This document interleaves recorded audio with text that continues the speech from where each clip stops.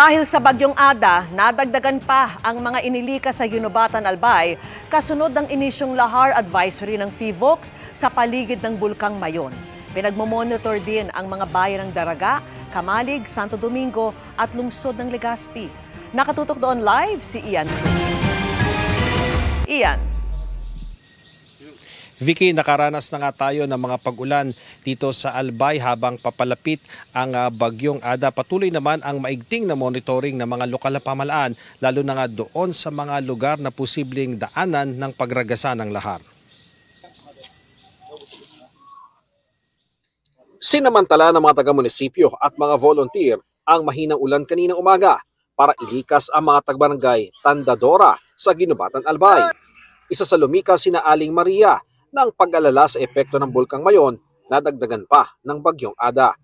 Ngayong araw kasi, naglabas ng lahar advisory ang Philippine Institute of Volcanology and Seismology of PHIVOLCS dahil nga sa bagyo. Lumilikas kami dahil sa kung halimbawa magkaroon ng lahar na makapunta sa may bahay namin, kawawa naman kami kung matabunan.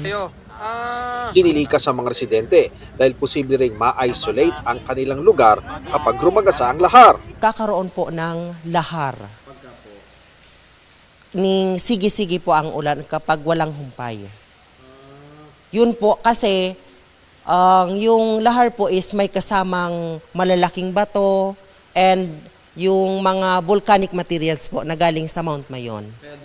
Yes po. Sa Upper Binagsakan Evacuation Center kung saan sila dinala, nakilala ko ang 72 anyos sa si Lola Carmelita. Nagpa-check up siya sa clinic ng center matapos tumaas ang presyon. Bigla kaya ang paglikas namin hindi naman dati sabi hindi kami mag-evacuate. Ngayon bigla, umaga pa lang sinabi na, siyempre naghahanda ako ng mga dadali ko dito. Kaya biglang sumakit ang ulo ko. Mahigit 2,600 naman ang lumikas mula sa barangay Maninila at Masarawag. Pag bumuhos na talaga yung flood, ma-isolate din po sila. So yun din ang worry natin kasi syempre baka makulong sila dun sa barangay nila.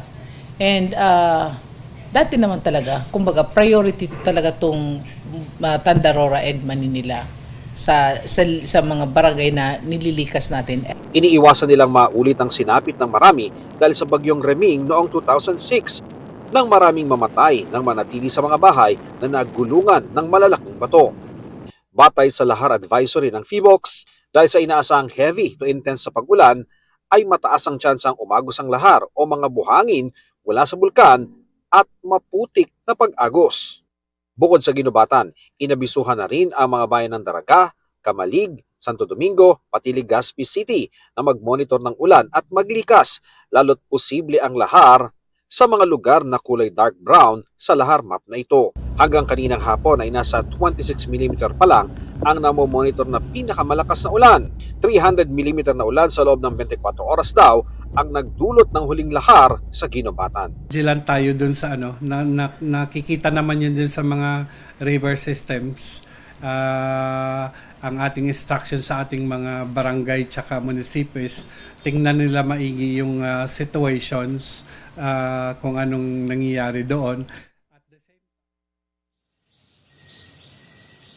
Vicky, patuloy na hinihintay ng APSIMO ang mga ulat mula nga doon sa mga LGU na kasama sa lahar advisory ng PHIVOLCS kung ilan ba ang mga lumikas na residente at kumusta yung kanilang mga lugar sa gitna nga ng inaasahang mga pag-ulan. Yan ang latest mula rito sa Albay. Balik sa iyo, Vicky.